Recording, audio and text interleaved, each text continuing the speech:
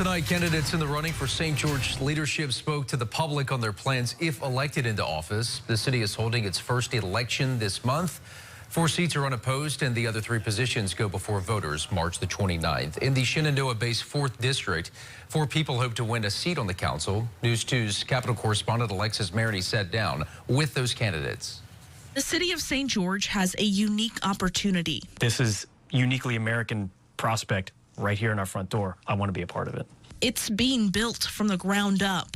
It is so great to see this happen after all this time working on it. Incumbent Patty Cook is seeking the job permanently. While her kids were in the Baton Rouge public schools 14 years ago, she joined the effort to build a new St. George school district, even hosting the first St. George meetings in her living room. Good communities usually have good school systems, and people support those school systems and get involved and do what they can, and it makes such a huge difference. She's a substitute teacher at the LSU Lab School. David Mataferri is a real estate broker. He started by volunteering with the transition district that governed the city in its earliest days, even making videos explaining city processes.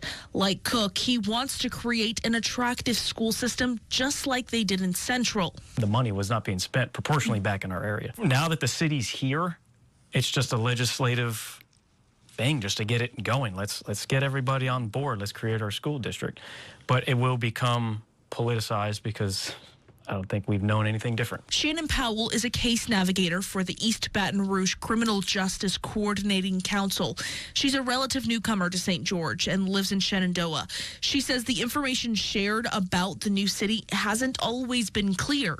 When I look at the St. George development, is conflict or disagreements and not real true transparency.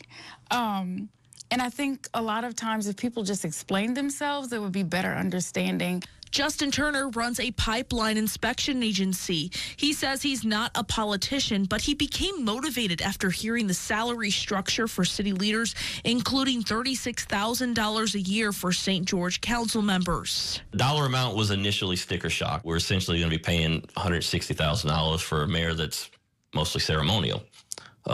Their job roles and descriptions and things like that don't align with the pay that's being, set for it. Alexis Maroney, WBRZ News 2.